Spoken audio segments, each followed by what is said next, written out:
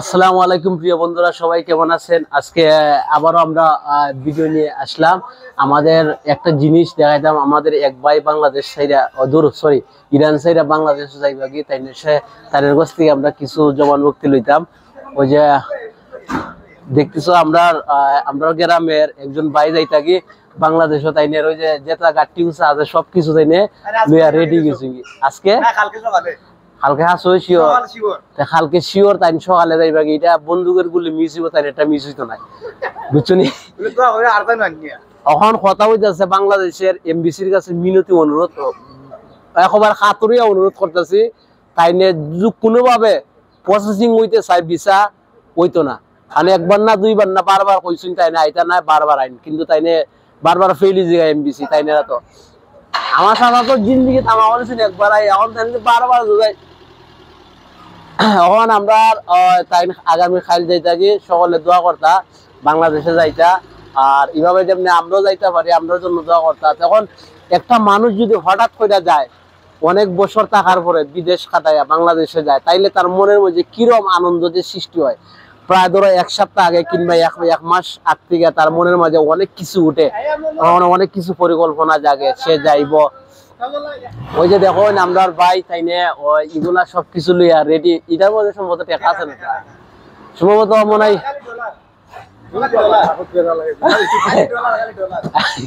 আছে, সব জাতের মিল লই আছে এটার মাঝে, সবকিছু মিল লই আছে। তখন তাইলে ওই যে মজায় ওনাতে তুমি কইতে পাই না সকলের এখানে আইবে আলামিন অন তাইলে যাই থাকি তুই কিছু তাইলে যাই থাকি অন কিছু মানে সম্পর্কে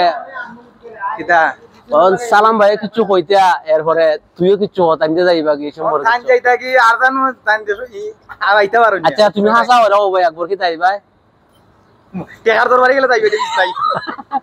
তার মানে তাই একবার আওয়াজ সম্ভাবনা আছে। ডলারের রেট দিলাই মানে ডলার লামি থাকি এটা সকালি বেলাতে টিকেট করিবা টাস কইরা তাইলে আমরা বুঝতে পারছি, তাইলে তাই না একবার আইবা আমরা বুঝতে পারছি। আসিবি গাড়ি তো একটা অটোমেটিক আসিবি তাইও তখন ভাই তুমি আমার অডিয়েন্সের উদ্দেশ্য হোক তাইলে তো চিনো, আমরা গ্রামের যারা দেখো তাইলে তো চিনবা, তাই আমরা গুনুই বুঝছো নি? তো তাই যারা কি সবাই আমরা জন্য দোয়া করতা। আর ওই যে তাইনের বাতি যারা ঘুম থেকে তুলছেন যাইতা কি দিকে বিদায় লইতাছি নাকি তাই তো নাইটা কাজ করেন। কারণ আপনার যদি হঠাৎ করে না কইয়া জানি তো পরে কইতে পারেন বা চাচা দি গেছেন কি বাতি যারা মুখ দিয়ে কইলা না, এর লাগে কি ঘুম থেকে তুললা এই সুসংবাদ আমরা শুনাইছেন। আর বারবার এমবিসি ফেলি জিগা তাই কই নাইতা না কিন্তু আইন যাবে সুবিধা বেজান না যাতে হ্যাঁ বেটা যায় কিনা হ্যাঁ বেটা যায় কি বুঝা যায় বোঝাইতো কি হে ও মনে হয় আর 5-6 মাস পরে কাগজ জমা দিলিব, এরপর তো হে তো কত আনন্দ থাকবো। ঘুমাইলে পরে খালি ইয়া দিব ইস আমি বাংলাদেশে গিয়া কিতা কিতা করবো, ও দাইরের ফারে দিয়া গুরু রাখবো, তারপরে মেরামেরি রাখবো, অত তুই না নি আর তো কিচ্ছু না।